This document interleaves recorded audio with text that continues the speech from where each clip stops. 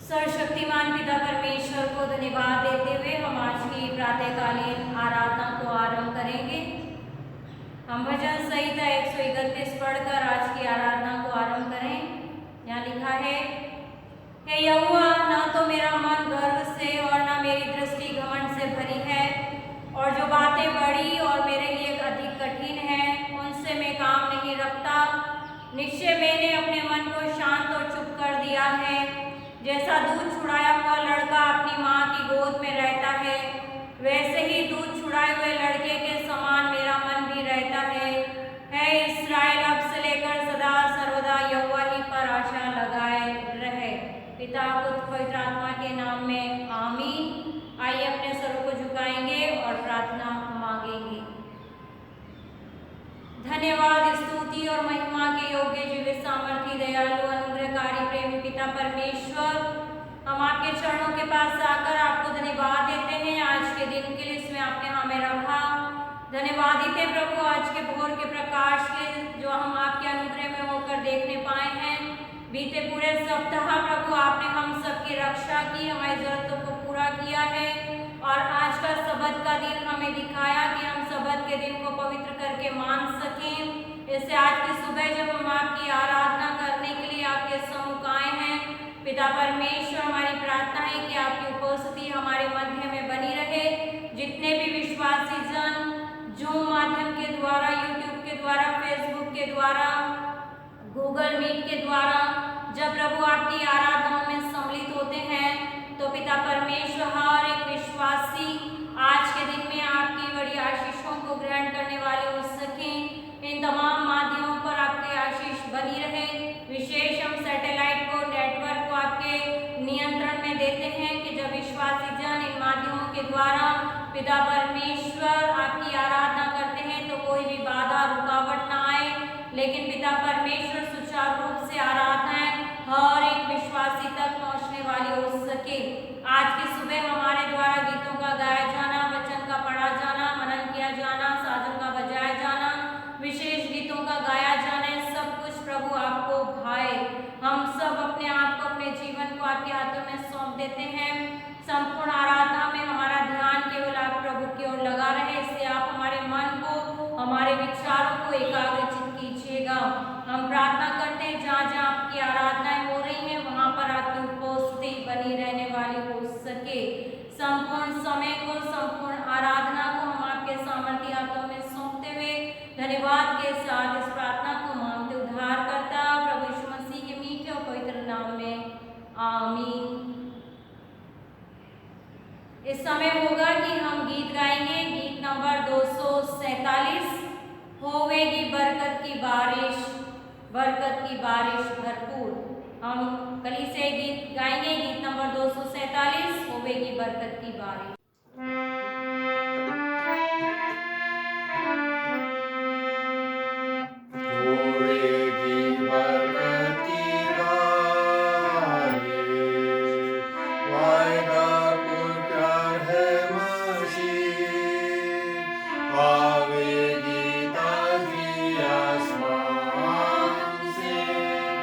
भेजेगा जिसको मसीह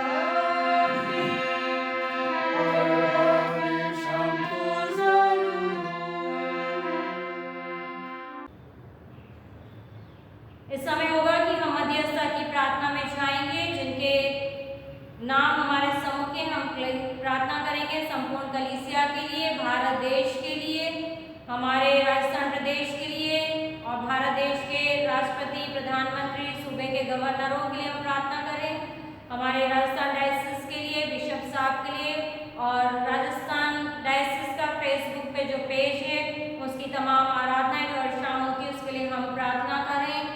हम बीमारों के लिए प्रार्थना करें। हमारे पास एक बड़ी लिस्ट है बीमारों की, यहाँ पर जो नाम हमारे लिए हैं दिए गए हैं कि हम प्रार्थना करें और हम साथ ही साथ धन्यवाद देंगे जिन्होंने चंगाइयों को पाया है। हम मिसेस सिल्विया बेरिस्टो के लिए धन्यवाद दें जिन्हें परमेश्वर ने चंगाई दी है और वो अब स्वस्थ हैं, लेकिन कंटिन्यू उनकी शारीरिक कमजोरी के लिए प्रार्थना करें। मिसेस मार्शू बेंजामिन के लिए भी धन्यवाद देंगे, पहले से वो स्वस्थ हैं। Mrs Iris Alvin, Mrs Gladys Alfred, Mrs Sangeeta Walter, Mrs Dayamani Singh, Miss Pramila Alexander, Master Noah, Mrs Myra Daniel, Mrs Satyavati Marshall, Mr Vinay Benjamin, Mrs CB Loyal, Mrs Paru Marker, Mr Nirmala Marker, Mr Kamal Vimal Alexander, Mrs Sheela Alexander, Mr ऑस्वर लाल जो कोटा में है, Mr Danish, Mr Anand Thapa जो Mount Abu में है, Mr Ajay Loyal, Mrs Rashmi Singh, Mrs Esther Rao, Mrs Monica Ray, Mr Chhitar, Mrs Neetu Khatri, Mrs Usha Anthony, Mrs Divya Sharma, Mrs Sukhdeep Kaur जो घरसाना में है, मिस्टर हैरिसन डेनियल उनकी शारीरिक कमजोरियों के लिए प्रार्थना करें और मिस्टर एडविन आइशरन, मिस्टर सोलोमन बेंजामिन जिन्हें टाइफाइड हुआ है, मिसेस अनीता फ्लोरेंस जिनकी आंख में प्रॉब्लम है, मिसेस ममता बरनबास जिनके पेट में तकलीफ है, इन सब के लिए हम प्रार्थना करेंगे। साथ ही साथ हमारी कलीसिया में जो बुजुर्ग हैं उनके लिए हम प्रार्थना करें कि प्रभु ने स्वस्थ तंदुरुस्त रखें। Reverend Ashley Das, Mrs Selina Das, Mrs Maya Das, Mrs and Mr Jay K Hans, Mrs Sushila Massey, Mr and Mrs and Mr Albert Das, Mrs and Mr Kenneth Singh, Mr R S. King, Mrs Rekha Daniel, Mrs Nirmala James, Mrs Philomena Alexander, Mrs Lajwanti Barnabas, सब बुजुर्गों को भी हम प्रार्थनाओं में याद रखें। आज की आराधना के लिए, आज के वचन के लिए हम प्रार्थना करेंगे और आज की सुबह मध्यस्थता की प्रार्थना करने में हमारी अगुवाई मिसेस ममता बरनबास करें। सबको जय मसीह की। आइए परमेश्वर की हजूरी में जाएं और अपने सरों को झुकाएं और परमेश्वर से प्रार्थना मांगे। धन्यवाद धन्यवाद धन्यवाद प्रभु जी, तमाम आशीष बरकतों के लिए जो आपने हमारे जीवनों में दी प्रभु जी, और धन्यवाद देते हैं प्रभु जी आपने रात भर मीठी नींद से सुलाया, सुबह का बहुत प्रकाश दिखाया ताकि आपके सम्मुख हम अपने ध्यान को लगाने वाले उसके प्रभु जी आपसे प्रार्थना करते हैं प्रभु जी। इस समय जितने भी तेरे नाम के लिए सिर झुकाए बैठे हैं प्रभु जी, हर एक पर अपना दया भरा हाथ रखेगा प्रभु जी। जबकि आपकी हजूरी में आते हैं, पवित्र आत्मा हमारी सहायता करे और पवित्र आत्मा की अगुवाई तेरे नाम में होकर हम इस समय मांग लेते हैं, आपसे प्रार्थना करते हैं प्रभु जी। जब हम आपके हजूर में आते हैं हमारे हृदयों से मनों से बातचीत कीजिएगा, जो भी ऐसी बातें जो आपके भाने योग्य नहीं है प्रभु जी, यीशु नाम से दूर दबा कीजिएगा और तेरे मार्ग पर चलना सिखाएगा, ऐसा होने दीजिएगा प्रभु जी। आपसे प्रार्थना करते हैं प्रभु जी, विशेषकर प्रभु जी इस समय प्रभु जी जबकि आपका दिन है प्रभु जी, जब आपकी हजूर में आते हैं प्रभु जी, हर एक के दिलों में कार्य कीजिएगा और जो भी बहुत चिंताएं फिक्रें हैं किसी के प्रभु जी मनों में प्रभु जी, यीशु नाम से दूर दबा कीजिएगा प्रभु जी। आपसे प्रार्थना करते हैं विशेषकर प्रभु जी इस समय प्रभु जी कोविड-19 के समय प्रभु जी, जितने भी बीमार जन पाए जाते हैं प्रभु जी और जितने भी नाम तेरी वेदी से पुकारे जाते हैं प्रभु जी, और दीजिएगा प्रभु जी हर एक जन प्रभु जी तेरे नाम में चंगाई प्राप्त करने वाले उसके, तेरे नाम का धन्यवाद देने वाले उसके प्रभु जी। आपसे प्रार्थना करते हैं प्रभु जी हमारे कलीसिया के हर बड़े बुजुर्ग के लिए, हर जवान के लिए, हर छोटे बच्चे के लिए प्रभु जी, हर एक पर अपना दया भरा हाथ रखिएगा, हर बड़े बुजुर्ग के घुटनों में जोड़ों में ताकत बल तंदुरुस्ती दीजिएगा प्रभु जी, और उसका उनका साया प्रभु जी हमारे जीवन में बना रहने वाला उसके ऐसा होने दीजिएगा प्रभु जी। आपसे प्रार्थना करती हूँ हर जवान के लिए, हर बुरी चाल से बुरे फंदों से बचाइएगा और तेरे नाम और जलाल में दिखाई से प्रभु जी आगे बढ़ाइएगा। आपसे प्रार्थना करती हूँ प्रभु जी छोटे बच्चों को प्रभु जी उन पर हर एक पर भी अपना दया भरा हाथ रखिएगा प्रभु जी, जब वो घर पर रहकर अपनी पढ़ाई करते हैं बुद्धि ज्ञान समझ दीजिएगा प्रभु जी, और साथ साथ महासलों में जो बढ़ते तेरे नाम और कलाम तेरे वचनों में बनने वाले उसके प्रभु जी और साथ ही साथ प्रभु जी हम सभी को बुद्धि ज्ञान दीजिएगा, ताकि तेरी आज्ञाओं पर उनको चलने में हम सहायता मदद करने वाले उसके प्रभु जी आपसे प्रार्थना करते हैं प्रभु जी। इस समय प्रभु जी हमारी कलीसिया की दास के लिए प्रभु जी आपसे प्रार्थना है, जो भी आज तेरे द्वारा दिए गए वचन को जो हमारे बीच में बोलती है प्रभु जी, वो 30 गुना 60 गुना 100 गुना फल लाने वाले ऐसा होने दीजिएगा प्रभु जी। हमारे हृदय से मनों से बोल और बातचीत कीजिएगा प्रभु जी। और जब हम आपके हजूरी में प्रभु जी तेरी दासी के द्वारा वचन सुनते हैं प्रभु जी, वो शैतान हमारे जीवनों से वचन को चुराने न वाले ऐसे होने दीजिएगा। और प्रभु जी तेरी दासी को प्रभु जी छू लीजिएगा, तेरे पवित्र आत्मा से अभिषेक कीजिएगा, ताकि जो भी तेरे वचन को बांटती है प्रभु जी वो दिखाई से फल लाने वाला उसके आपसे प्रार्थना करती है प्रभु जी। अन्य कलीसियाओं के दास दासियां उनके परिवारजनों को हर एक को अपने पवित्र लोक में छिपाएगा, हर एक पर अपना दया भरा हाथ रखेगा प्रभु जी। जिनके जीवनों में प्रभु जी आपने चंगाई बख्शी और जिनके जीवन में अद्भुत रीति से कार्य किए प्रभु जी, आप प्रभु जी समूह खाकर हम प्रभु जी आपका हृदय से आपका नाम का धन्यवाद देते हैं प्रभु जी। आपसे प्रार्थना करते हैं प्रभु जी हमारी कलीसियाओं के तीनों विंग्स के लिए प्रभु जी, संडे स्कूल के लिए, मेंस फेलोशिप के लिए, WSS के लिए प्रभु जी, और प्रभु जी यूथ के लिए प्रभु जी, हर एक को प्रभु जी सदस्यों को प्रभु जी तेरे नाम और जलाल से दिखाए से इस्तेमाल कीजिएगा प्रभु जी, उनके हृदय मनों में कार्य कीजिएगा। आपसे प्रार्थना करती हूँ हमारे पास्टर कम्युनिटी के लिए प्रभु जी, जो भी वो योजनाएं बनाते हैं हमारे कलीसिया के लिए प्रभु जी होने दीजिएगा प्रभु जी, वो तेरे नाम में होकर प्रभु जी हमारे चर्च के लिए प्रभु जी सही साबित होने वाली इसके आपसे प्रार्थना करते हैं प्रभु जी। जितने भी हमारे चर्च के रुके हुए कार्य तेरे नाम से परिपूर्ण होने वाले उसके आपसे प्रार्थना करते हैं प्रभु जी। जैसे अब तक हमने संभाले बचाए रखा, हर एक पर प्रभु जी अपना दया भरा हाथ रखिएगा, हर एक के जीवनों में कार्य कीजिएगा प्रभु जी। हर एक की जो भी समस्याएं ईश्वर नाम से दूर दुपा कीजिएगा। जितने भी लोग इस समय आर्थिक समस्या से जूझ रहे हैं प्रभु जी, हर एक पर अपना दया भरा हाथ रखिएगा। जो भी इनके जीवन में कमी घटियाँ तेरे नाम से परिपूर्ण होने वाले इसके प्रभु जी। इस समय कोविड-19 से ग्रसित लोगों की जो सेवाओं में लगे हुए हैं प्रभु जी, और जितने भी बीमार जन हैं हर एक पर दया भरा हाथ रखिएगा प्रभु जी। चाहे जितने भी डॉक्टर्स हैं, फ्रंट लाइन वर्कर्स हैं प्रभु जी, नर्सिस हैं प्रभु जी, और भी जितने भी लोग प्रभु जी प्रत्यक्ष या अप्रत्यक्ष रूप से प्रभु जी लोगों की सेवाओं में लगे हैं प्रभु जी, आपसे प्रार्थना है प्रभु जी आप उनको तेरे नाम में प्रभु जी बल शक्ति सामर्थ्य देना, इस इन्फेक्शन से प्रभु जी उनको बचाना और उनके जीवनों को तेरे नाम से फलदायी कर देना प्रभु जी। आपसे प्रार्थना करते हैं प्रभु जी हमारे देश के चलाने वालों को बुद्धि ज्ञान समझ दीजिएगा, ताकि जो भी योजनाएं बनाते हैं वो मानव कल्याणकारी सिद्ध होने वाले इसके प्रभु जी आने वाले समय में प्रभु जी हमें दीजिएगा प्रभु जी। ऐसी हम प्रभु जी योजना हो बने प्रभु जी, और ये समस्याएं खत्म होने वाली उसके जो इस समय प्रभु जी फैली हुई हैं प्रभु जी, और तेरे भवन के द्वार खुलने वाले उसके प्रभु जी, ताकि एक साथ मिलकर हम नाचते कूदते प्रभु जी आनंदित मगन होकर प्रभु जी एक साथ मिलकर तेरे नाम की हम दस्ताइश कर तेरे नाम का धन्यवाद देने वाले इसके आपसे प्रार्थना है प्रभु जी। हर एक की सहायता मदद कीजिएगा, और जितने भी इस समय सर झुकाए बैठे हर एक पर दया भरा हाथ रखिएगा। संपूर्ण आराधना प्रार्थना को प्रभु जी आपके हाथों में सौंपते प्रभु जी।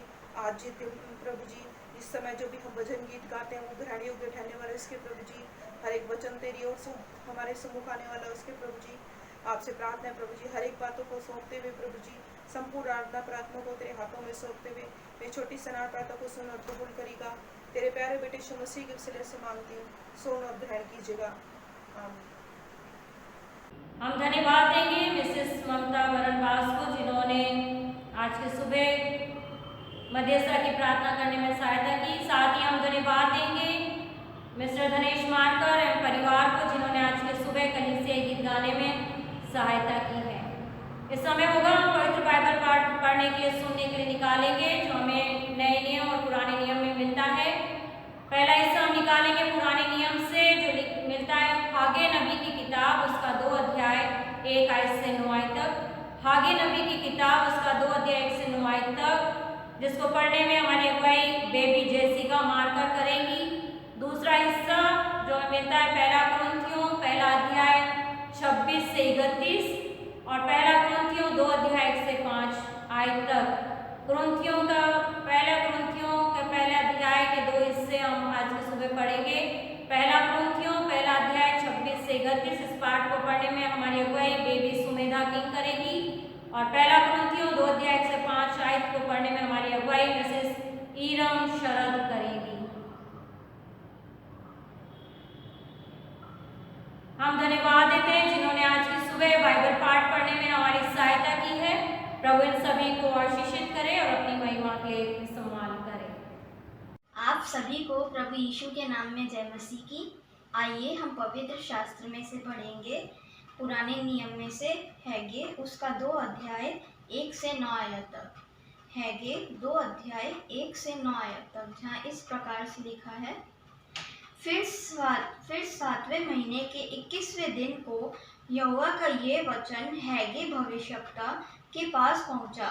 शतीएल के पुत्र यहूदा के अधिपति जरुब्बाबेल और योसादक के पुत्र यहोशू महायाजक और सब बचे हुए लोगों से ये बात कह, तुम में से कौन है जिसने इस भवन की पहली महिमा देखी है? अब तुम इसे किसी दशा में देखते हो। क्या यह सच नहीं कि यह तुम्हारी दृष्टि में उस पहले की अपेक्षा कुछ भी अच्छा नहीं है? तो भी अब यहोवा की यह वाणी है, हे जरुब्बाबेल याबान और ये यहोसादाक के पुत्र यहोशू महायाजक हियाबान, और यहोवा की यह भी वाणी है कि हे देश के सब लोगों, हियाव बांधकर काम करो, क्योंकि मैं तुम्हारे संग हूँ। सेनाओं के यहोवा की यही वाणी है, तुम्हारे मिस्र से निकलने के समय तो वाचा मैंने तुमसे बांधी थी, उसी वाचा के अनुसार मेरा आत्मा तुम्हारे बीच में बना है। इसलिए तुम मत डरो, क्योंकि सेनाओं का यहोवा यूँ कहता है, अब थोड़ी ही देर बाकी है कि मैं आकाश और पृथ्वी और समुद्र और स्थल सबको कीमत करूँगा। मैं सारी जातियों को कंपाऊँगा और सारी जातियों की मन भावनी वस्तुएं आएगी, और मैं इस भवन को अपनी महिमा के तेज से भर दूँगा। सेनाओं के यहोवा का यही वचन है, चांदी तो मेरी है और सोना भी मेरा ही है।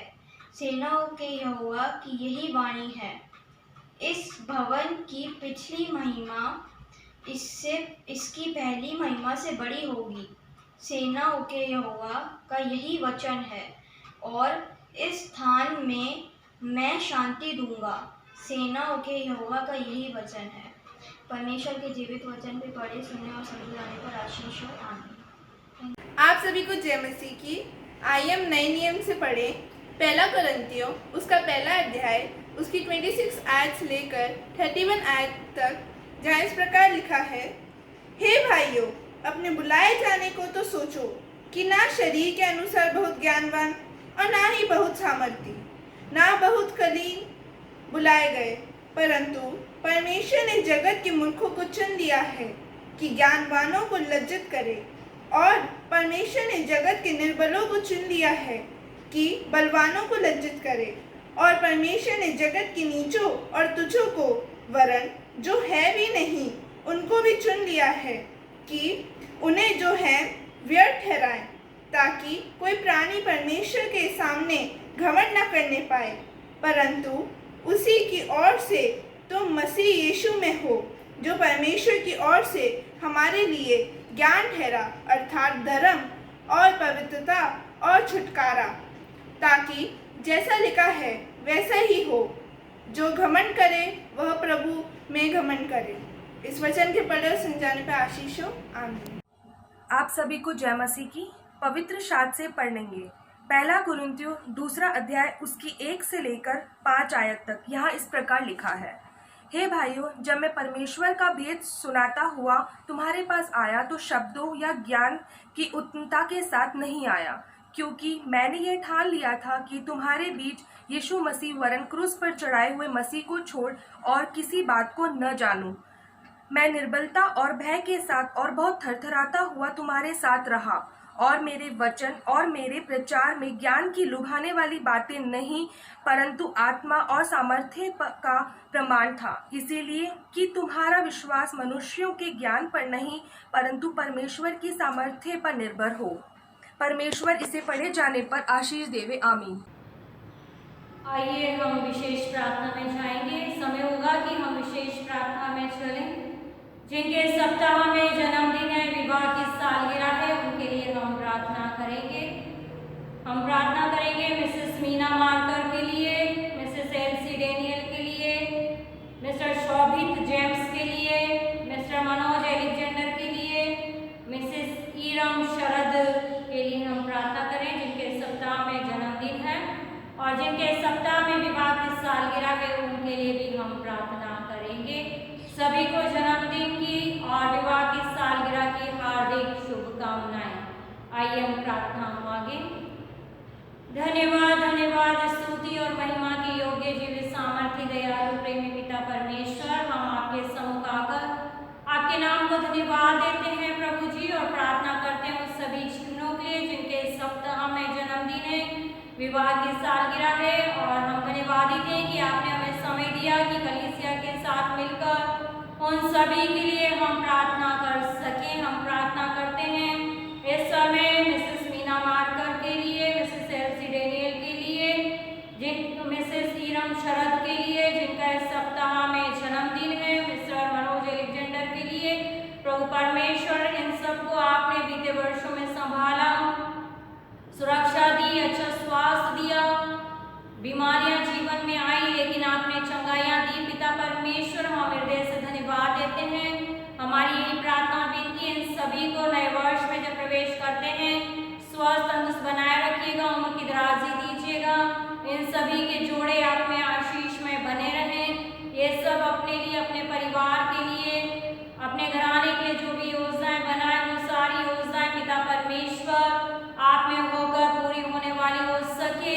हम प्रार्थना करते हैं पिता परमेश्वर, ये संपूर्ण जन अपने जीवन से, अपने घराने से आपको महिमा दे सकें। हम प्रार्थना करते हैं शोभित के लिए जिसका इस सप्ताह में जन्मदिन है, आप उस जवान के भी साथ होना पिता परमेश्वर, आप उसे भी आशीषित करना, जो भी वो कार्य करता है उस पर आपकी आशीष बनी रहे, उसके भविष्य की हर एक योजनाएं आप में होकर पूरी हो जाए, उसे संसार की बुरी अभिलाषाओं से बचाना, माता पिता दादी के साथ हों जो उसके लिए सोचते योजनाएं बनाते हैं, उस सब आपके द्वारा पूरी होने वाली हो सके। नया वर्ष सभी के लिए आनंद और खुशियों को लेकर आने वाला हो। हम प्रार्थना करते हैं जिनके सप्ताह में विवाह की सालगिरह है, आप उन सब के वैवाहिक जीवनों को आशीषित करें, उनके जोड़ों पर आपकी आशीष अनुग्रह बना रहे, वो जो भी योजनाएं बना आपने होकर पूरी हो जाए, सबको अच्छा स्वास्थ्य देना पिता परमेश्वर, और आपके डर और भय में सदा अपने वैवाहिक पारिवारिक जीवन के द्वारा आपको महिमा देने वाले हो सकें। आप सभी को व्यक्तिगत पारिवारिक कलीसियाई रीति से आशीषित करते जाएं। आपने हमारी प्रार्थना सुनी, धन्यवाद देते हैं। इस प्रार्थना को मांगते उद्धारकर्ता प्रभु यीशु मसीह के मीठे और पवित्र नाम में आमीन। इस समय होगा कि हम सुसमाचार का पाठ पढ़ने के लिए और सुनने के लिए निकालेंगे। आज की सुबह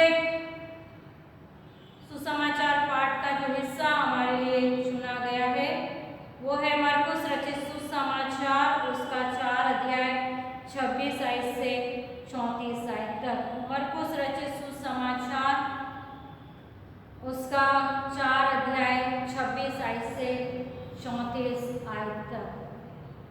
यहाँ पर इस प्रकार लिखा है,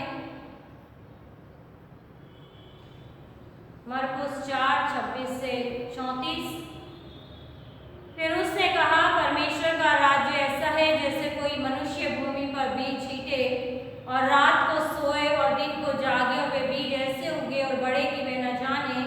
पृथ्वी आप से आप फल लाती है, पहले अंकुर, तब बाल और तब बालों में तैयार दाना, परंतु जब दाना पक जाता है तब वह तुरंत हंसिया लगाता है क्योंकि कटनी आ पहुंची है। फिर उसने कहा, हम परमेश्वर के राज्य की उपमा किससे दें और किस दृष्टांत से उसका वर्णन करें? वह राई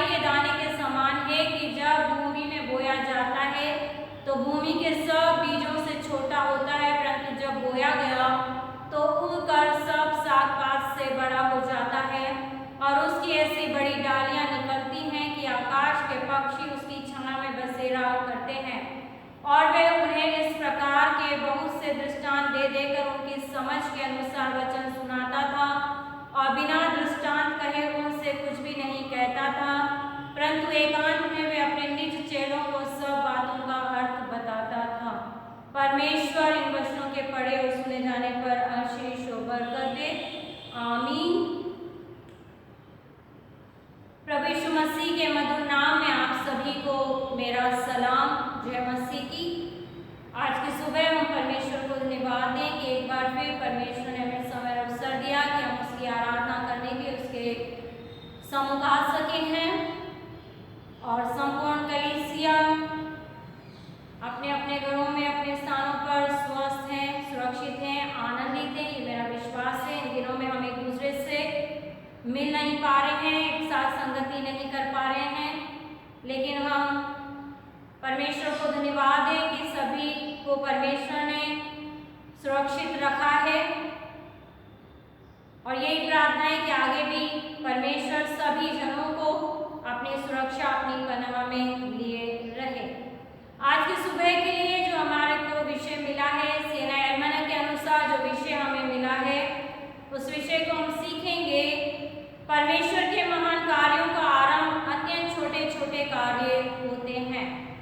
From very small beginning, God produce great results. परमेश्वर के महान कार्यों का आरंभ अत्यंत छोटे छोटे कार्य होते हैं। इस विषय पर हम आज चिंतन और मनन करेंगे। आइए हम अपने आप को प्रभु के हाथों में सौंपें, पवित्र आत्मा की सामर्थ, पवित्र आत्मा की अगुवाई को हम मांगे ताकि उसकी सामर्थ में होकर आज की सुबह इन जीवित वचनों को सीखने और समझने वाले हो सकें। आइए हम अपने सरों को झुकाएं और प्रार्थना करें। सर्वशक्तिमान पिता परमेश्वर, हम आपके सम्मुख आते हैं, हम आपके नाम को धन्यवाद धन्यवाद धन्यवाद देते हैं आज की सुबह के लिए, समय अवसर के लिए जो आपने हमें दिया कि हम आपके जीवित वचनों को पढ़ सकें, उनकी ओर ध्यान लगा सकें, उस पर चिंतन मनन कर सकें। ऐसे पिता परमेश्वर, हम संपूर्ण समय को हम सब अपने आप को आपके हाथों में सौंपते हैं। हम सब प्रभु आपके चरणों के पास हैं और आपके जीवित वचन को सीखने समझने के लिए आपके सम्मुख आए हैं। हमारी प्रार्थना और विनती है कि आप हम सभी को आपकी पवित्र आत्मा से परिपूर्ण कीजिए ताकि हम सब मनुष्य अपनी समझ, अपनी बुद्धि और अपने ज्ञान से नहीं, लेकिन पिता परमेश्वर आपकी पवित्र आत्मा की अगुवाई में होकर आज की सुबह के जीवित वचनों को सीखने और समझने वाले हो सकें।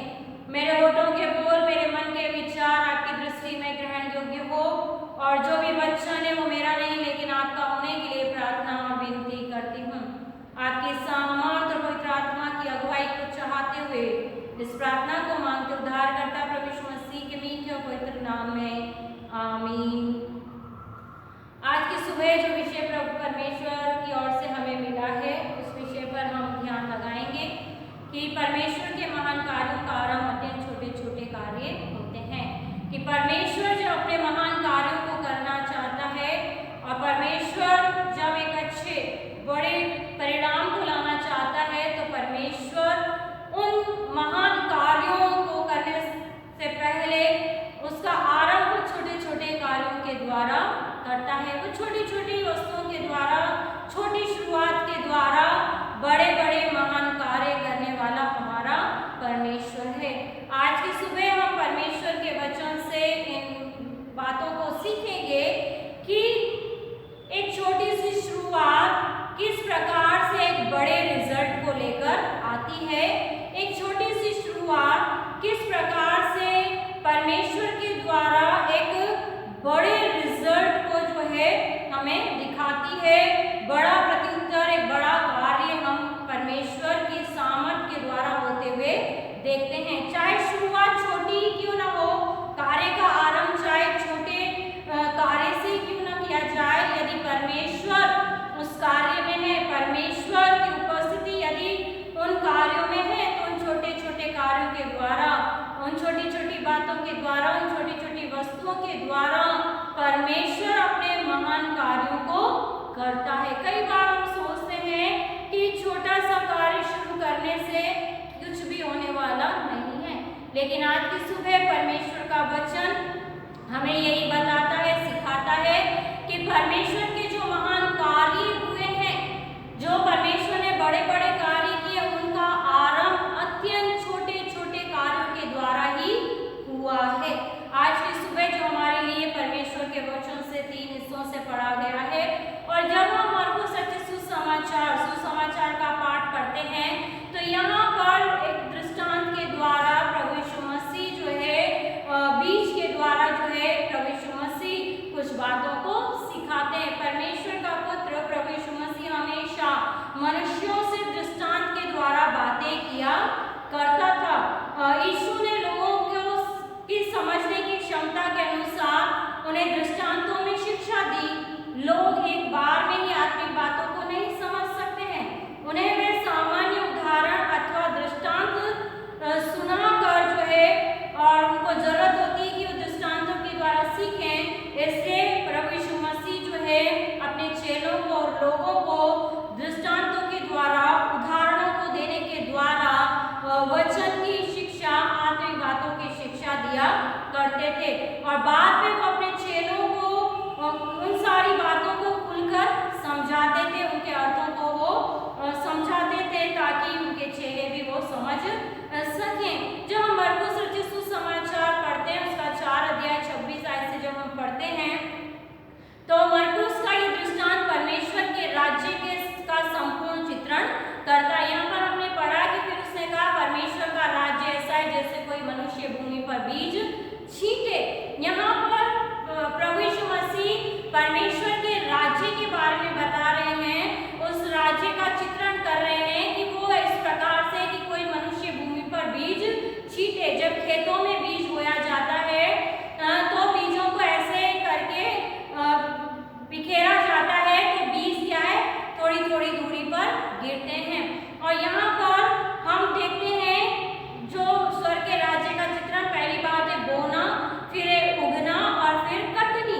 लेकिन जो ये प्रक्रिया है बीज बोने की, के बीज को बोया जाता है, फिर वहाँ पर वो उगता है और वो फिर अंतिम समय में जब फसल पक जाती है, कटनी का समय आ जाता है। लेकिन इस पूरी प्रक्रिया में बीज बोने से लेकर उगने तक, पकने तक, कटने तक हम जिस प्रक्रिया को देखते हैं तो वहाँ पाते हैं कि बीज बोने वाला बीज बोने के बाद उसे छोड़ देता है और अपने कर्तव्यों का दिन रात पूरा पालन वो करता है, बिना बीज के विषय में चिंता किए हुए। क्योंकि यहाँ लिखा है और रात को सोए और दिन को जागे और वे बीज ऐसे उगे और बड़े कि वे न जाने। कि बीज बोने वाले ने जो बीज बोया है उसको ये पता नहीं है कि बीज किस प्रकार से उग रहा है, बढ़ रहा है। आगे लिखा है 28 पृथ्वी आप से आप फल लाती है, पहले अंकुर तब बाल और तब बालों से तैयार दाना, परंतु जब दाना पक जाता है तब वे तुरंत हंसिया लगाता है क्योंकि कटनी यहाँ पहुंची है। यहाँ पर बीज के विषय में वो चिंता नहीं करता, इस बीच वह बीज अंकुरित होता है, उगता है, विकसित होता है।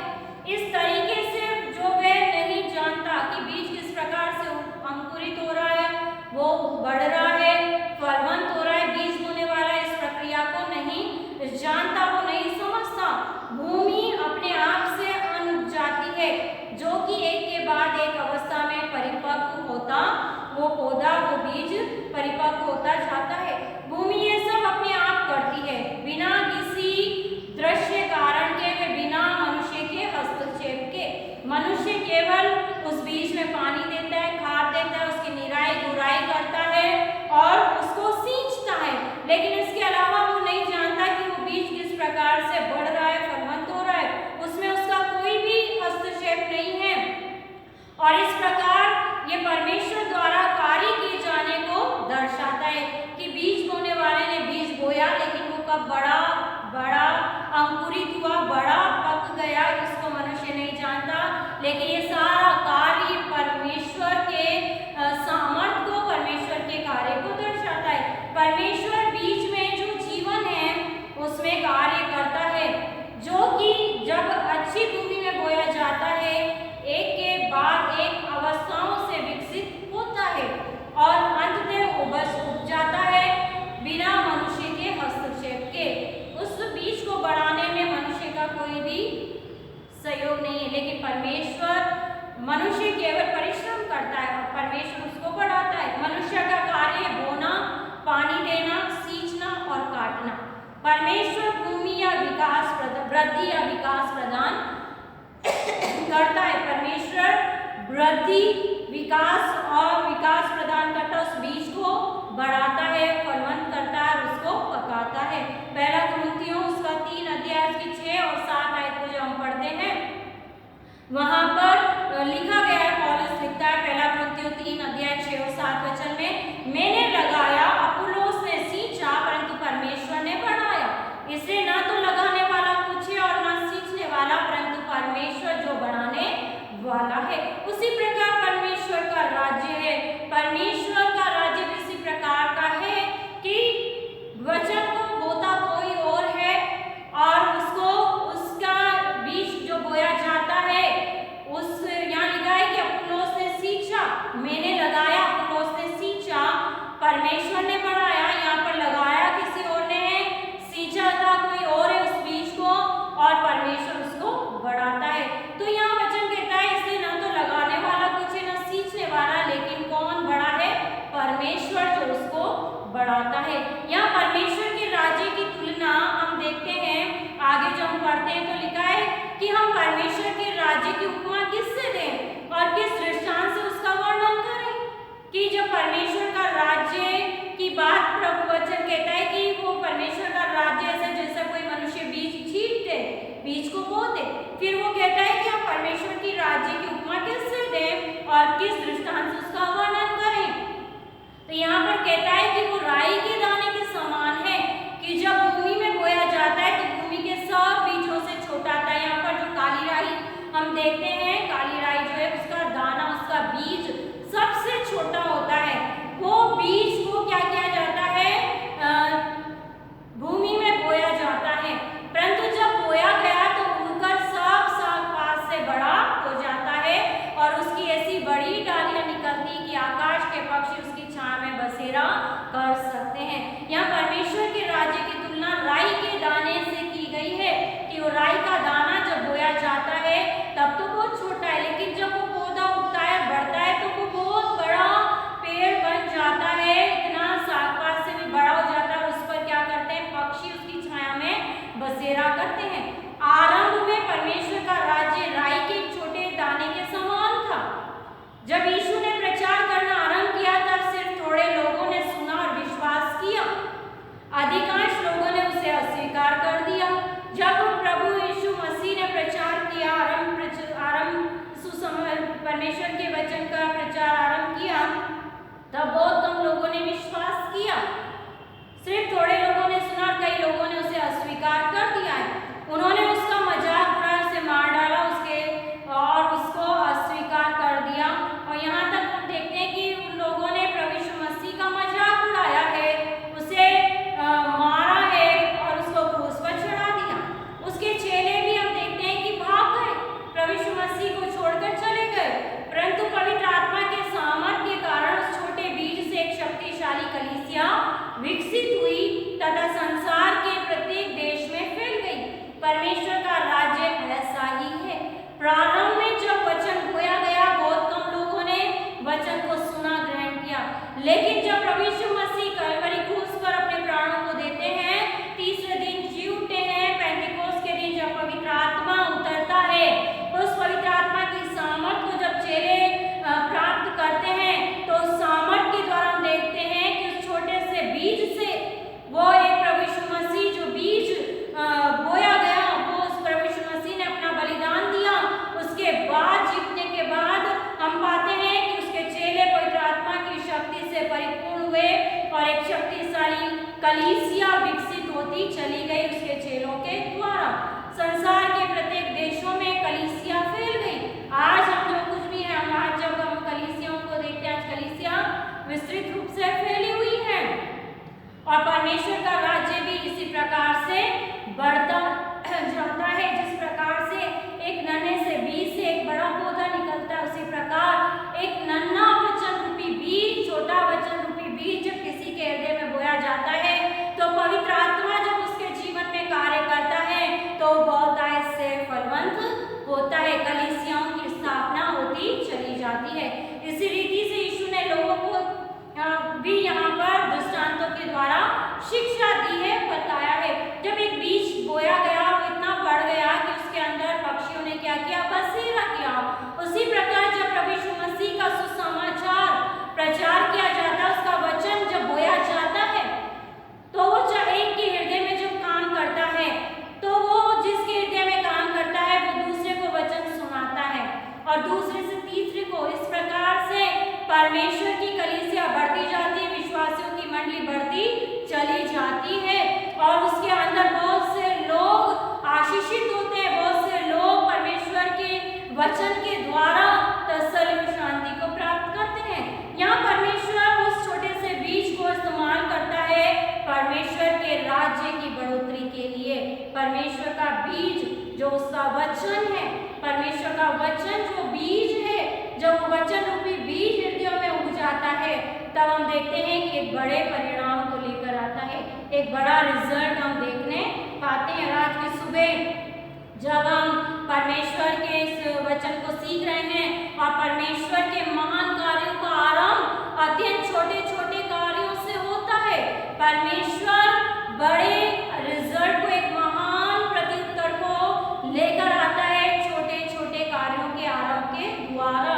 यहाँ पर हम देखते हैं कि लोगों से जो प्रभु यीशु मसीह ने दृष्टांत में बातें कही, बिना दृष्टांत में उससे कुछ नहीं कहता था कि जो वचन भविष्यवक्ता के द्वारा कहा गया था वे पूरा हो, कि दृष्टांत कहने को अपना मुंह खोलूंगा, मैं उन बातों को जो जगत की उत्पत्ति से गुप्त रही है प्रकट करूंगा।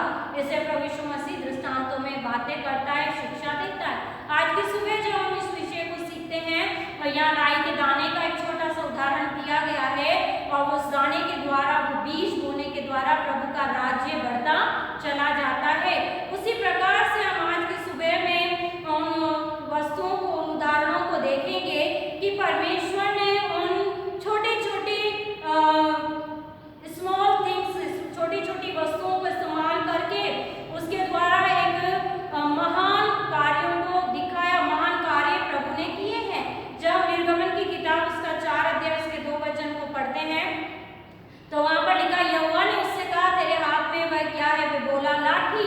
जब परमेश्वर ने मूसा को चुना कि वो जो इस्राएल को मिस्र की गुलामी से निकाले, तो यहाँ पर हम पाते हैं कि परमेश्वर कमजोर पात्रों को चुनता है, निर्जीव पात्रों को चुनता है कि उसके द्वारा बड़ा प्रतिफल वो लोगों को दिखाए। और जब परमेश्वर ने मूसा को चुना और जब मूसा को चुना, तब हम निर्गमन के 4 अध्याय को जब हम पढ़ते हैं तो यहाँ पर परमेश्वर मूसा से वार्तालाप करता है और मूसा कहता है कि वो मेरी प्रतीति ना करेंगे और ना मेरी सुनेंगे, वरन कहेंगे कि यहोवा ने तुझको दर्शन नहीं दिया। अपने आप को प्रदर्शित करने के लिए, अपनी सामर्थ को बताने के लिए परमेश्वर ने मनुष्य को, मूसा को चुना अवश्य कि वो इस्राएली प्रजा को बंधुआई में से छुड़ाए, लेकिन परमेश्वर ने उस बड़े छुटकारे की शुरुआत के लिए किसको चुना? लाठी को। यहोवा ने उससे कहा तेरे हाथ में वो क्या है? वो बोला लाठी। और यहाँ पर हम देखते हैं कि लाठी के द्वारा परमेश्वर ने बड़े बड़े महान कार्य करवाए। परमेश्वर ने छोटे से वस्तु को चुन लिया, निर्जीव वस्तु को चुन लिया। वो चाहता तो मूसा के हाथ के द्वारा भी बड़े कार्य करवा सकता था, बिना लाठी को चुने हुए, बिना लाठी के द्वारा। लेकिन हम देखते हैं कि परमेश्वर सिखाना चाहता है, मनुष्य को बताना चाहता है कि अत्यंत छोटी छोटी वस्तुएं, वेरी स्मॉल, छोटी छोटी वस्तुओं के द्वारा परमेश्वर उन कार्यों को छोटे रूप में आरंभ करता है और बड़े रूप में उसका प्रत्युत्तर हम देखते हैं, बड़े रूप में उसका परिणाम हमको नजर आता है। और जब यहाँ पर परमेश्वर ने मूसा के हाथ में जो लाठी देखी जिससे वो चरवाई करता था, उस लाठी को चुना और परमेश्वर ने कहा उसको भूमि पर डाल, सर बनकर मूसा उसके सामने से भागा। तब यहोवा ने मूसा से कहा हाथ बढ़ाकर उसकी पूंछ पकड़ ले कि वे लोग प्रतीति करें कि तुम्हारे पितरों के परमेश्वर अर्थात इब्राहिम के परमेश्वर, इसहाक के परमेश्वर, याकूब के परमेश्वर यहोवा ने तुझको दर्शन दिया है। परमेश्वर अपनी सामर्थ को, परमेश्वर अपने कार्य को उस लाठी के द्वारा प्रदर्शित करता है। और जब हम देखते हैं कि उस लाठी के द्वारा ही नील नदी का पानी लहू बन गया, उस लाठी के द्वारा ही हम देखते हैं कि लाल समुद्र दो भाग हो गया, उस लाठी के द्वारा ही चट्टान ने पानी दिया, उस लाठी के द्वारा मूसा ने जो है बड़े बड़े कार्य किए हैं। तो हम यहाँ पर देखते हैं कि परमेश्वर ने एक छोटी सी वस्तु को चुनकर उसके द्वारा महान कार्य करवाए और मूसा उस एक लाठी के द्वारा इस्राएलियों को मिस्र की गुलामी से छुड़ाकर लाल समुद्र के पार उसको ले गया है। तो परमेश्वर, जब हम सोचते हैं कि छोटी सी वस्तु के द्वारा हम कुछ नहीं कर सकते या हम तो बहुत छोटे हैं, हमारा जीवन में हमारे पास बहुत बड़ी बड़ी योग्यताएं नहीं हैं, हम कुछ नहीं कर पाएंगे, लेकिन परमेश्वर उन छोटी छोटी वस्तुओं को, उन अयोग्य पात्रों को चुनकर उसके द्वारा एक बड़े परिणाम को दिखाता है। और यहाँ पर हम बड़ा परिणाम देखते हैं कि मूसा उस एक लाठी के सहारे परमेश्वर की सामर्थ में होकर इस्राएलियों को मिस्र पार करा देता है। दूसरा उदाहरण हम देखते हैं न्यायों की किताब, उसका 15 अध्याय और उसका 15 वचन जब हम पढ़ते हैं और 15 अध्याय जब हम पूरा पढ़ेंगे तो यहाँ पर हम पाते हैं कि शिमशोन ने जो है यहाँ पर लिखा है, न्यायों 15:15 में लिखा है, तब उसको गधे के जबड़े की एक नई हड्डी मिली और उसने हाथ बढ़ा, उससे लेकर 1000 पुरुषों को मार डाला। यहाँ पर जो हड्डी मिली है शिमशोन को, उसने उससे क्या किया, 1000 पुरुषों को मार डाला है। और जब आप 15 अध्याय पढ़ते हैं तो 15 अध्याय में हम देखते हैं कि वो फलिश्ती जब शिमशोन को ढूंढने आए, शिमशोन को बांधने आए। क्यों फलिश्ती शिमशोन को बांधने आए? तो यहाँ 15 अध्याय में हम देखते हैं कि शिमशोन ने अपनी पत्नी के पास कोठरी में जाने, उसने पर कुछ दिनों के बाद, गेहूं की कटनी के दिनों में शिमशोन ने बकरी का एक बच्चा लेकर अपने ससुराल में जाकर कहा, मैं अपनी पत्नी के पास कोठरी में जाऊंगा, परंतु उसके ससुर ने उसे भीतर जाने से रोका। और उसके ससुर ने कहा, मैं सचमुच ही जानता था कि तू उससे बैर ही रखता, इससे मैंने उसे तेरे संगी को ब्याह दिया। क्या उसकी छोटी बहन उससे सुंदर नहीं है? जब शिमशोन के साथ धोखा हुआ, शिमशोन को के साथ जब उसने अपनी बेटी को नहीं ब्याह, तो हम यहाँ देखते हैं कि उसने फलिश्तियों की हानि करी। और वहाँ पर 4 वचन में लिखा है, तब शिमशोन ने जाकर 300 लोमड़ियाँ पकड़ी और मशाल लेकर 2-2 लोमड़ियों की पूंछ एक साथ बांधी और उनके बीच एक एक मशाल बांधा।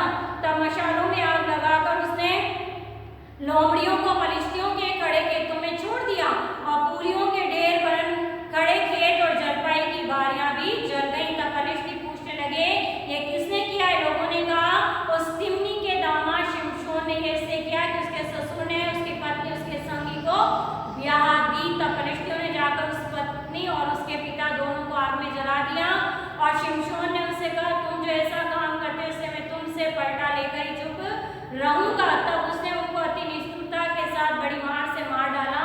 तब जाकर एताम नाम चट्टान के एक दरार में रहने लगा। तब फलिश्तियों ने चढ़ाई करके यहूदा देश में डेरे खड़े किए और लई में फैल गए। यहाँ पर फलिश्ती शिमशोन को पकड़ने आए और वहाँ पर हम देखते हैं कि वो 3000 यहूदी पुरुष एताम नाम चट्टान की दरार में जाकर शिमशोन से कहने लगे, क्या तू नहीं जानता कि फलिश्ती हम पर प्रभुता करते हैं? फिर तूने हमसे ऐसा क्यों किया? और यहाँ पर शिमशोन कहता है कि तुम मुझे अगर शपथ कहो कि मुझ पर प्रहार ना करोगे, तब उससे पकड़कर फलिश्तियों के सामने रख देते हैं, ले जाते हैं। यहाँ पर वो जो है उसके बंधनों को तोड़ता है। 4 वचन में जब पढ़ते हैं, तब यहोवा का आत्मा उस पर बल से उतरा और उसकी बाहों की रस्सियां आग में जले हुए सन के समान हो गई, उसके हाथों में के बंधन मानो गलकर टूट गए। तब उसको गधे के जबड़े की एक नई हड्डी मिली।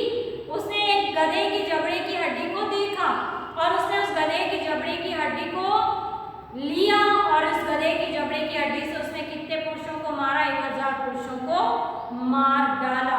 यहाँ पर हम परमेश्वर के कार्य को देखते हैं कि परमेश्वर ने शिमशोन में होकर उस गधे 1000 लोगों को मारा। परमेश्वर जो है उस निर्जीव छोटी वस्तु को शिमशोन जब चुनता है उसके द्वारा अद्भुत कार्य करता है। एक बड़ी सामर्थ को हम परमेश्वर की सामर्थ को यहाँ पर उस जबड़े की हड्डी में देखते हैं, उस कार्य को यहाँ होते हुए देखते हैं। यहाँ पर हम पाते हैं कि शिमशोन के हाथ में कोई हथियार नहीं है। युद्ध में जाने के लिए बड़े बड़े हथियारों की जरूरत होती है, एक बड़ी सेना को हराने के लिए पूरे शस्त्र अस्त्र की जरूरत होती है। लेकिन जब परमेश्वर हमारे साथ है और परमेश्वर के अभिषेक हमारे ऊपर है और परमेश्वर के हम चुने हुए जन हैं, तो कठिन परिस्थितियों में परमेश्वर एक छोटी सी वस्तु के द्वारा एक बड़ी विजय को प्रदान करता है। यहाँ पर शिमशोन के हाथ में कोई बड़ा हथियार नहीं है, कुछ भी नहीं है, लेकिन उसके हाथ में जब वो गधे की जबड़े की हड्डी आ गई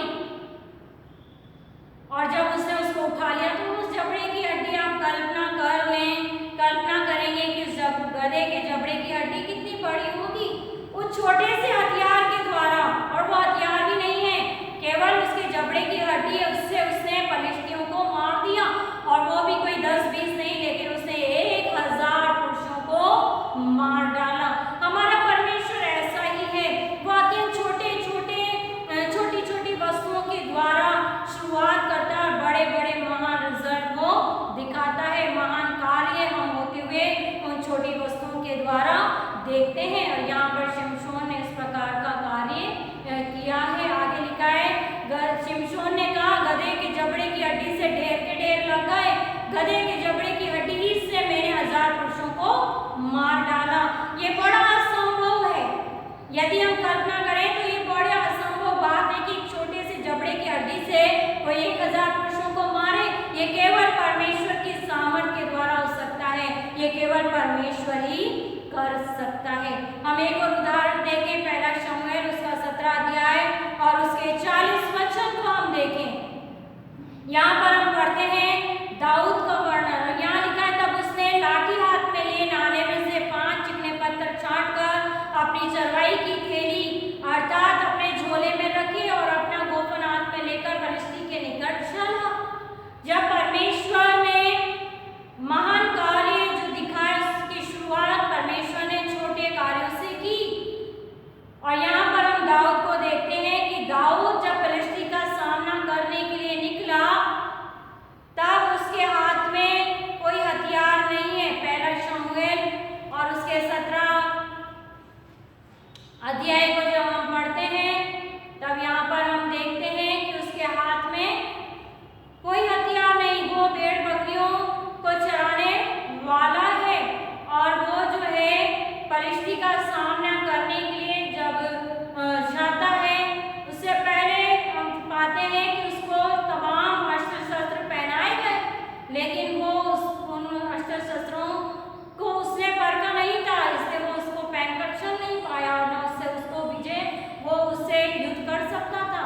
लेकिन यहाँ पर दाऊद जब फलिश्ती का सामना करने के लिए निकला, तो वो चरवाहे की थैली में 5 चिकने पत्थर, 5 पत्थर छांट कर रखता है। और उसी के 49वीं आयत को जब पढ़ते लिखा है, फिर दाऊद ने अपनी थैली में हाथ डालकर उसमें से एक पत्थर निकाला और उसे गोफन में रखकर फलिश्ती के माथे पर ऐसा मारा कि पत्थर उसके माथे के भीतर घुस गया और वह भूमि पर मुंह के बल गिर पड़ा। यहाँ पर इससे पहले जब हम पढ़ते हैं, तो दाऊद फलिश्ती से कहा, तू तो तलवार और भाला सांग लिए मेरे पास आता है, परंतु मैं सेनाओं के यहोवा के नाम से तेरे पास आता हूँ, जो इस्राएली सेना का परमेश्वर, उसी को तूने ललकारा है। यहाँ पर उसके पास तो तलवार है, भाला है फलिश्ती के पास, लेकिन दाऊद के पास केवल परमेश्वर का नाम है। शिमशोन के पास केवल परमेश्वर का आत्मा था, मूसा के साथ केवल परमेश्वर था। इसलिए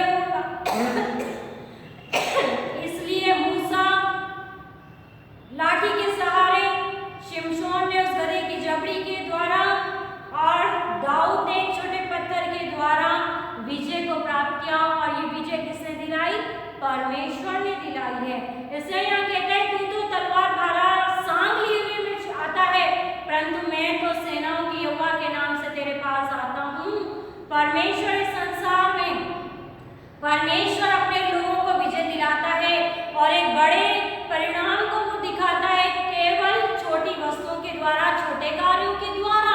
और यहाँ पर दाऊद जब फिलिस्ती से युद्ध करने गया तो वो जो है बिना हथियार लिए हुए गया है, उसके पास कुछ नहीं है, केवल उसके चरवाहे की थैली में, झोले में केवल 5 छोटे चिकने पत्थर हैं। और जब हम 49वीं आयत को पढ़ते हैं तब वहाँ पर हम पढ़ते हैं कि 48 में जब फिलिस्ती उठकर दाऊद का सामना करने के लिए निकट आया तब दाऊद सेना की और फिलिस्ती का सामना करने के लिए फुर्ती से दौड़ा। फिर दाऊद ने अपनी थैली में हाथ डालकर उसमें से एक पत्थर निकाला और उसे गोफन में रखकर फिलिस्ती के माथे पर ऐसा मारा कि पत्थर उसके माथे के भीतर घुस गया और वो भूमि पर मुंह के बल गिर पड़ा। परमेश्वर ने उस छोटे से पत्थर के द्वारा दाऊद को विजय दिलाई। उस फिलिस्ती का सामना कोई भी सेना नहीं कर पा रही थी, शाऊल की सेना नहीं कर पा रही थी, लेकिन एक अकेले दाऊद ने, एक छोटे लड़के ने उस फिलिस्ती का सामना किया परमेश्वर के नाम में। और उसकी शुरुआत छोटे लड़के से हुई। उस बड़े विजय की शुरुआत छोटे लड़के से हुई, दाऊद से हुई। और दाऊद के पास जितना पत्थर था उससे उसने उस फिलिस्ती को मार डाला, वो भूमि पर गिर पड़ा। उसी प्रकार परमेश्वर जो है छोटे छोटे कार्यों के द्वारा बड़े बड़े परिणामों को दिखाता है। और ये उदाहरण हमें यही बताते हैं कि जब हम इस संसार में हैं और हम सोचते हैं कि परमेश्वर के लिए छोटा कार्य करना तो बहुत छोटा कार्य करना इतना महत्वपूर्ण नहीं है, लेकिन परमेश्वर छोटे कार्यों में के द्वारा भी बड़े बड़े कार्यों का परिणाम हमें दिखाता है। हम पहला राजा 17:12 में सीदोन के सारपत नगर की विधवा का वर्णन पढ़ सकते हैं। वहाँ पर उनके पास कुछ भी नहीं है, उनके पास उनके तेल नहीं है, उनके पास आटा नहीं है, लेकिन जब परमेश्वर के दास ने उससे कहा कि तू मेरे लिए रोटी बना कर ला, और जो सारपत की विधवा ने उसके दास के वचन के अनुसार कहा, तो हम देखते हैं कि वहाँ पर उसके कुप्पी का तेल और उसके घड़े का आटा नहीं बीता। परमेश्वर इस प्रकार से कार्य करने वाला परमेश्वर है। यूहन्ना 6:9 में हम 5 जौ की रोटियों को देखते हैं, 2 मछलियों को देखते हैं। उस घटना को देखते हैं कि परमेश्वर ने उन जौ की 5 रोटियों के द्वारा और 2 मछली के द्वारा 5000 को खिलाया। और उसका बड़ा परिणाम हम देखते हैं कि 12 टोकरे भरकर उठाए। परमेश्वर के सामर्थ्य के कार्य, परमेश्वर के बड़े कार्यों का आरंभ छोटे छोटे कार्यों के द्वारा हुआ। वो 2 मछली और 5 रोटी से 5000 को प्रभु ने खिलाया है। लेकिन उसके बाद का जब हम परिणाम देखते हैं, हम एक बड़े रिजल्ट को देखते हैं, तो हम वहाँ पाते हैं 12 टोकरियाँ भरकर उठाई गई हैं। ये कार्य केवल परमेश्वर कर सकता है।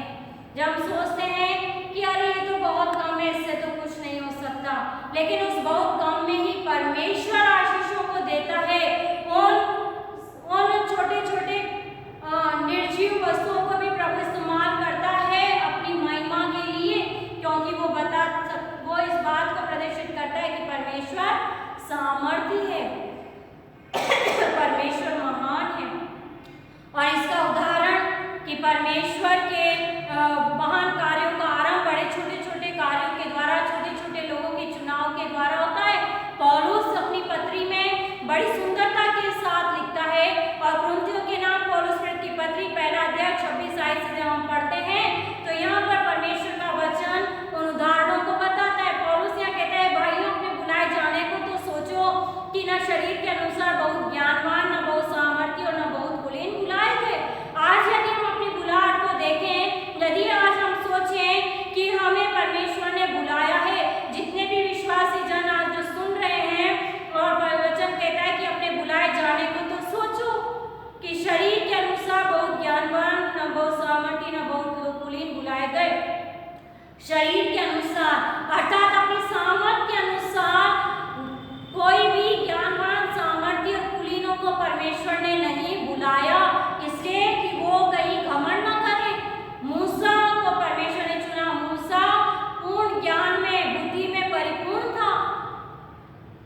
लेकिन यहाँ पर परमेश्वर मूसा के हाथ की लाठी को चुनता है और उसके द्वारा कार्य कराता है, शरीर के अनुसार नहीं, लेकिन परमेश्वर ने अपनी समझ, अपने ज्ञान के अनुसार संसार के उन लोगों को चुन लिया जो कुछ भी नहीं है।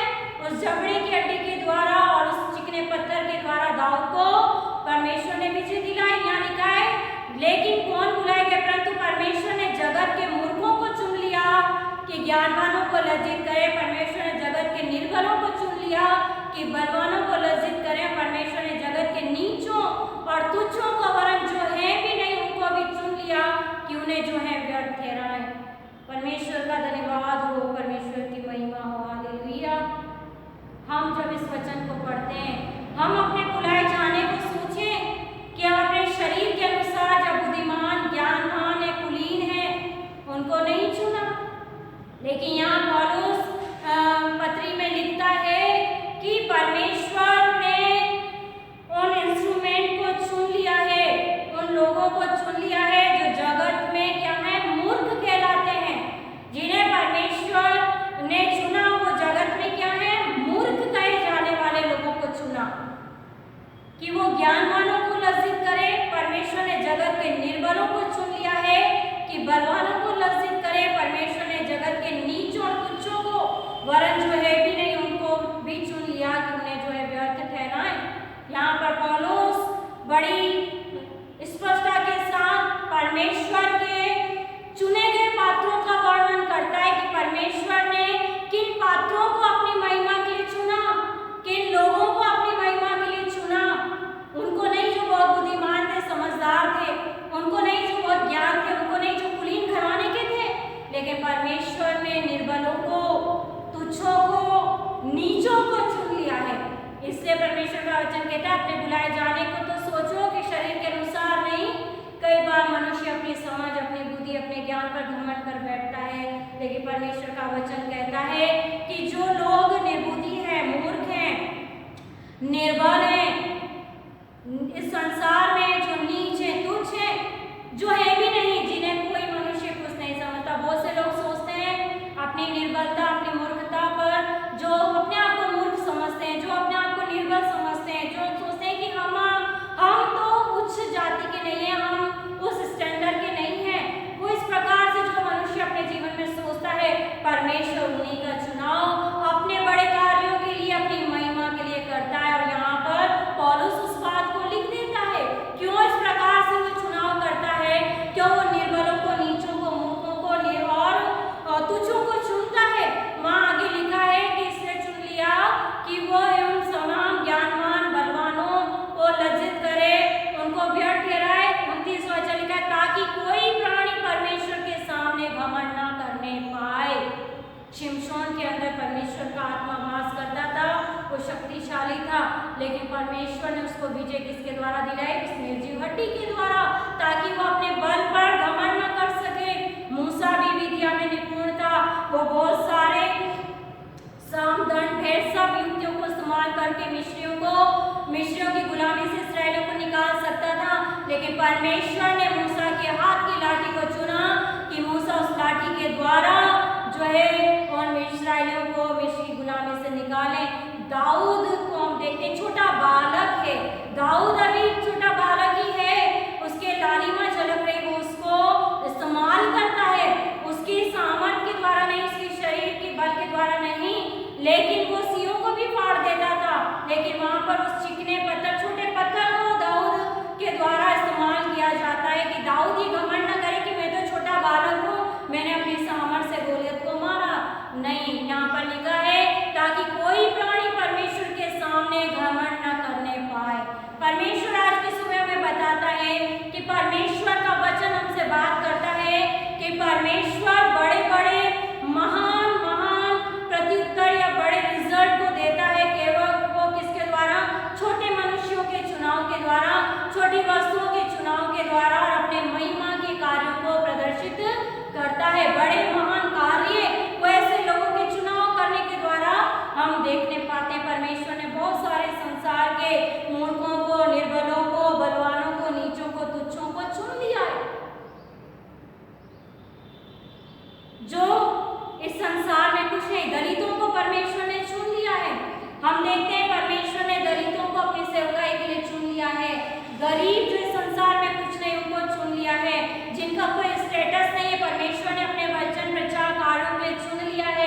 परमेश्वर ने निम्न जाति के लोगों को सुसमाचार प्रचार हर एक जाति में, हर एक समाज में हो रहा है, परमेश्वर ने उन सबको चुन लिया है ताकि वो उन लोगों को लज्जित करे, उन लोगों को व्यर्थ ठहराए जो अपने ज्ञान पर, अपनी सामर्थ पर, अपने कुल पर घमंड करते हैं।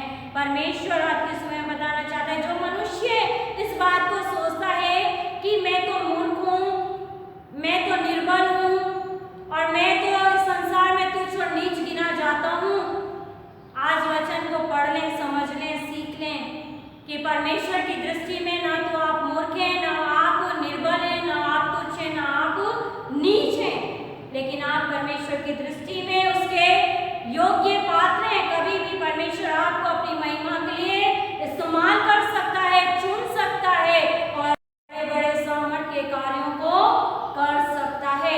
आज की सुबह परमेश्वर का वचन हमसे यही कहता है कि हम अपने बुलाए जाने पर सोचें, घमंड हम इस बात पर न करें कि हम अपनी बल, अपनी शक्ति, अपने सामर्थ्य से सब कर सकते हैं, लेकिन हम इस बात पर घमंड करें। आगे लिखा है, परंतु उसी की ओर से तुम मसीह में हो, जो परमेश्वर की ओर से हमारे लिए ज्ञान ठहरा, अर्थात धर्म और पवित्रता और छुटकारा, ताकि जैसा लिखा है वैसा ही हो कि जो घमंड करे प्रभु में घमंड करे। हर एक मनुष्य जो घमंड करे, किस में घमंड करे? प्रभु में घमंड करे, क्योंकि हम अपने शरीर की सामर्थ्य के अनुसार कुछ नहीं कर सकते। तो आज इस संसार में जब हम परमेश्वर की ओर निहारते हैं, अपने जीवन की ओर निहारते हैं, तो बहुत से लोग अपने आप को बहुत नीचा, छोटा, कमजोर समझते हैं, लेकिन परमेश्वर का वचन हमसे कहता है कि परमेश्वर के महान कार्यों का आरंभ अत्यंत छोटे छोटे कार्य होते हैं। जब हम बहुत छोटे छोटे कार्यों को करना शुरू करते हैं, निम्न स्तर के कार्यों को शुरू करते हैं, तो परमेश्वर उसके द्वारा ही बड़े बड़े कार्य करवाता है। बड़े बड़े परिणाम हम उन छोटे कार्यों के द्वारा होते हुए देखते हैं। जिस प्रकार से मूसा, शिमशोन और दाऊद और सारपत की विधवा के घर में हमने उनको देखा, और यमुना 6 में हम जो कि 5 रोटी 2 मछली के द्वारा बड़े महान कार्यों को होते हुए देखा है। तो परमेश्वर हमारा महान है, सामर्थ्य को हम अयोग्य निर्बल पात्रों को चुनता है कि उस पात्रों के द्वारा परमेश्वर के बड़े कार्यों हों, परमेश्वर के नाम को महिमा मिले। तो जो लोग आज इस बात को सोचते हैं कि हम निर्बल हैं, कमजोर हैं, वो इस बात को आज से अपने जीवन से निकालें, अपने आप को प्रभु के हाथों में दें और इस बात पर घमंड करें कि प्रभु को हम जानते हैं कि जो कुछ हम हैं प्रभु के अनुसार हैं, और जो घमंड करे प्रभु में घमंड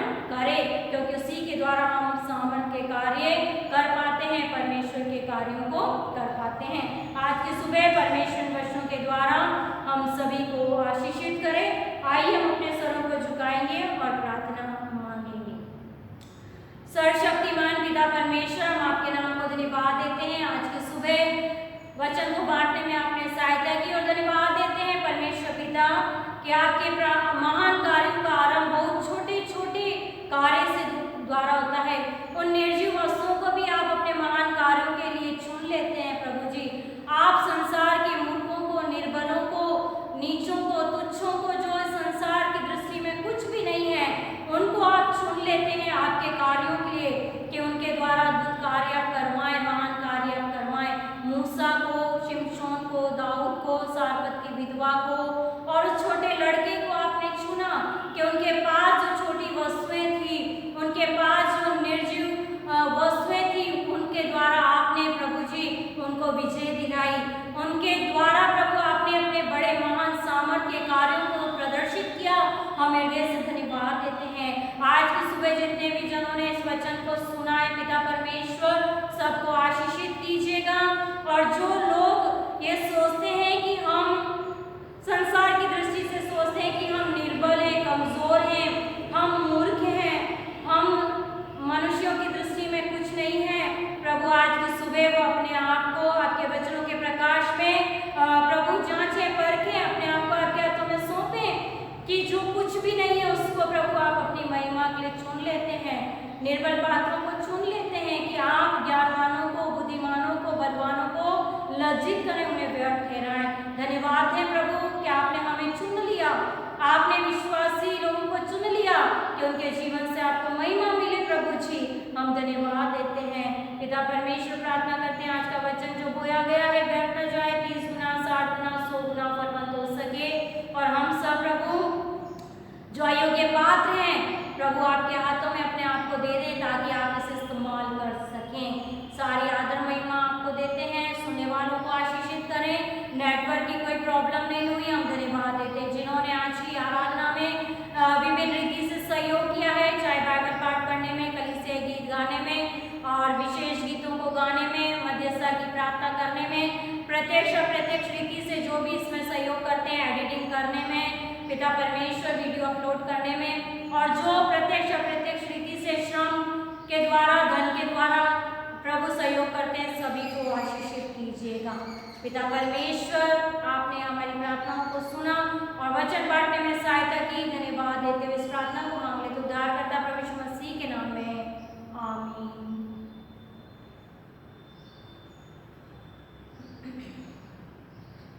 इस समय होगा कि हम अपनी भेंटों को परमेश्वर के लिए अलग करेंगे। उसी दौरान हम एक गवाही और विशेष गीत को सुनेंगे। जब हम अपनी भेंटों को परमेश्वर के लिए अलग करते हैं उसी समय हम बहन शालिनी दास के द्वारा उनकी गवाही को और उनके द्वारा एक विशेष गीत को सुनेंगे। सर्वप्रथम मैं धन्यवाद देना चाहती हूँ सर्वशक्तिमान पिता परमेश्वर का, जिसने मुझे ये जीवन दिया और मुझे परिवार दिया, मुझे कलीसिया दी, परिवार की सभी आशीषें मुझे दी। और परमेश्वर ने आर्थिक रूप से भी कमज़ोर नहीं रखा, परमेश्वर ने मानसिक रूप से भी कमज़ोर नहीं रखा। हर एक परिस्थिति में परमेश्वर ने मेरा सहयोग दिया। बुरी सी बुरी परिस्थितियों में से परमेश्वर ने मुझे निकाला, यहाँ तक ला करके खड़ा किया।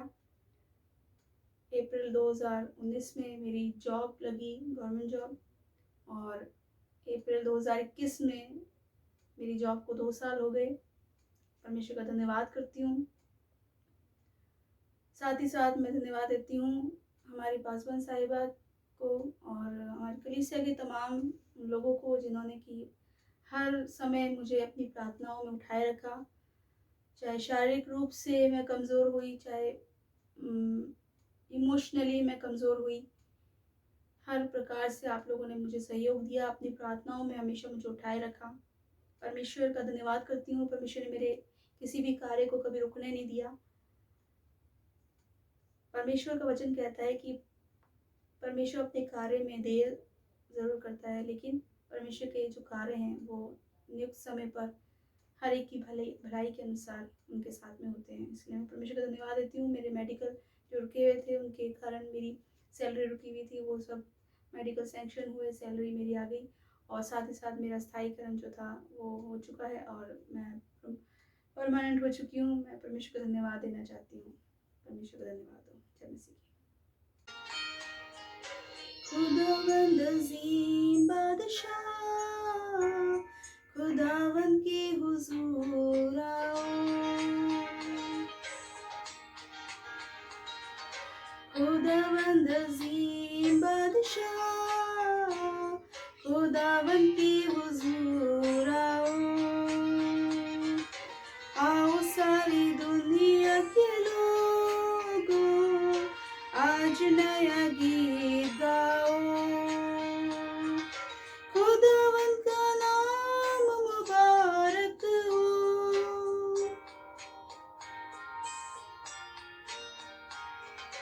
उसकी निजात की खुशखबरी दो।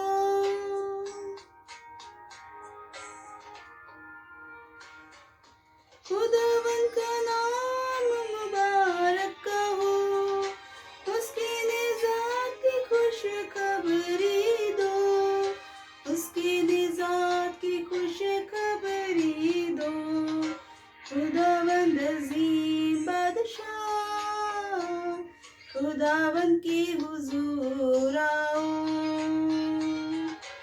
आओ सारी दुनिया के लोगों, आज नया गीत गाओ।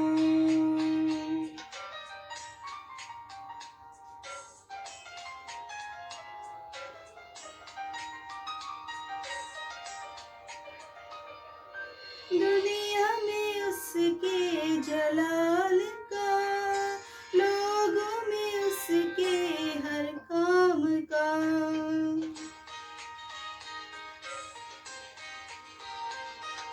दुनिया में उसके जलाल का, लोगों में उसके हर काम का। करो बयां उसके गीत गाओ, करो बयां उसके गीत गाओ। सबसे अजीम वो सबसे बड़ा, जिसने आसमां बनाया, उसके हुजूर आओ। आओ सारी दुनिया के लोगों, आज नया गीत गाओ। खुदावंद अजीम बादशाह, खुदावंद के हुजूर आओ।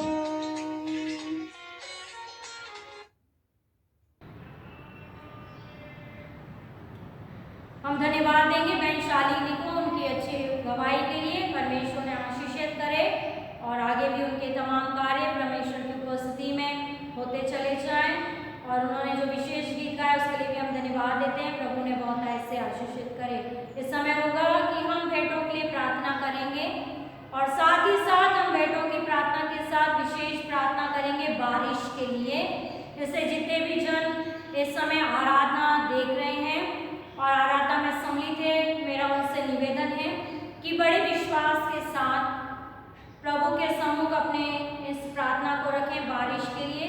जितने भी जन देख रहे हैं अपने स्थानों पर खड़े हो जाएंगे और हम सब अपने हाथों को उठाकर बारिश के लिए विशेष प्रार्थना करेंगे कि परमेश्वर संपूर्ण भारत देश पर, राजस्थान प्रदेश पर, तमाम उन स्थानों पर जहाँ पर बारिश की आवश्यकता है, परमेश्वर बारिश को भेजे ताकि हम प्रभु को धन्यवाद दें। जिस प्रकार से आज गीत गाया गया है, होवेगी बरकत की बारिश, बरकत की बारिश भरपूर। हम अपने स्थानों पर जहाँ भी आप हैं, जहाँ भी आप इस आराधना को देख रहे हैं, अपने स्थान पर खड़े हों, विश्वास के साथ अपने हाथों को उठाकर प्रार्थना में सम्मिलित हों और प्रार्थना करें भेंट की प्रार्थना के बाद विशेष बारिश के लिए कि प्रभु हमारी प्रार्थनाओं को सुने, बारिश आए और गर्मी से हर जीव पशु पक्षी को राहत मिल सके। आइए हम भेंटों के लिए और बारिश के लिए विशेष प्रार्थना करें। सर्वशक्तिमान पिता परमेश्वर, हम आपके सम्मुख आते हैं।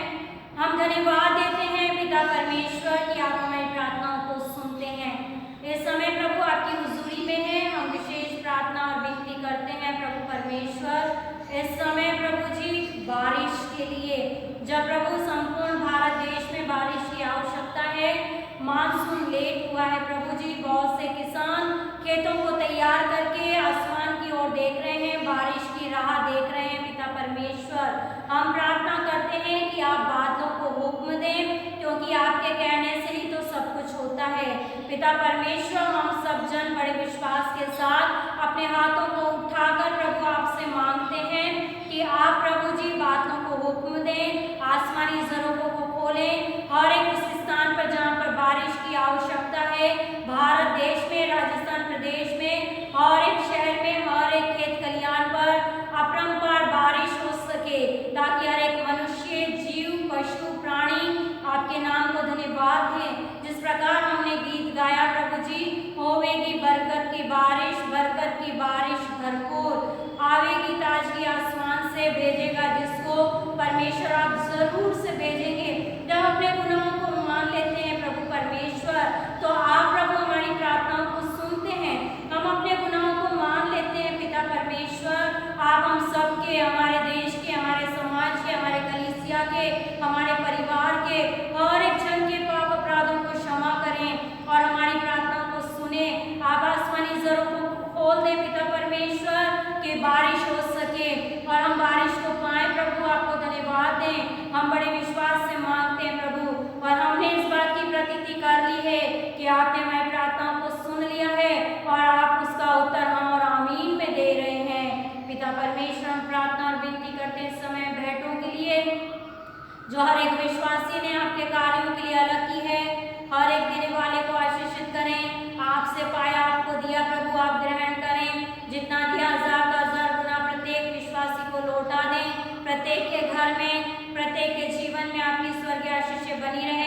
घर के भंडार भरे पूरे रहे, किसी भली वस्तु की कमी घटी ना आए। हम प्रार्थना करते हैं प्रभु परमेश्वर, जो बेटे आपके सम्मुख अर्पण की गई हैं, आप पिता उन बेटों को ग्रहण करना, आपके नए कार्यों में इस्तेमाल होने के लिए सबकी सहायता और मदद कीजिएगा। इन भेंटों के द्वारा नए कार्य और आपके लिए कई आत्माएं बचाई जाने वाली हो सकें। हमारी कलीसिया पर, तमाम सुनने वालों पर, विश्वासियों पर आपका अनुग्रह बना रहे, और जब तक हम एक दूसरे से न मिले आप सबको पंखों तले छुपाए रखें। पिता परमेश्वर, आपने संपूर्ण आराधना में हमारी सहायता की, हम हृदय से धन्यवाद देते हैं। हम सब अपने जीवनों को, तमाम बेटों को आपके सामर्थी हाथों में सौंपते हुए धन्यवाद के साथ इस प्रार्थना को मांगते हैं, उद्धारकर्ता प्रभु यीशु मसीह के मीठे और पवित्र नाम में, जिसने हमें प्रार्थना मांगना सिखाया। ए हमारे बाप, तू जो आसमान पर है, तेरा नाम पाक माना जाए, तेरी बादशाहत आए, तेरी मर्जी जैसे आसमान पे पूरी होती है जमीन पे पूरी हो। हमारे रोज की रोटी आज हमें बख्श, और जिस तरह अपने अपने कसूरवारों को माफ करते हैं, तू भी हमारे कसूरों को माफ कर। हमें आजमाइश में न पड़ने दे, बल्कि बुराई से बचा, क्योंकि बादशाहत, कुदरत और जलाल हमेशा तेरी है। आमीन। अब हमारे प्रभु यीशु मसीह का अनुग्रह, परमेश्वर पिता का प्रेम, पवित्र आत्मा की सहभागिता हम सब विश्वासियों के साथ, संसार के तमाम विश्वासियों के साथ, हमारी मंडली के तमाम घरानों के साथ, तमाम सुनने वालों के साथ आप से लेकर हमेशा हमेशा तक बनी रहे। आमीन।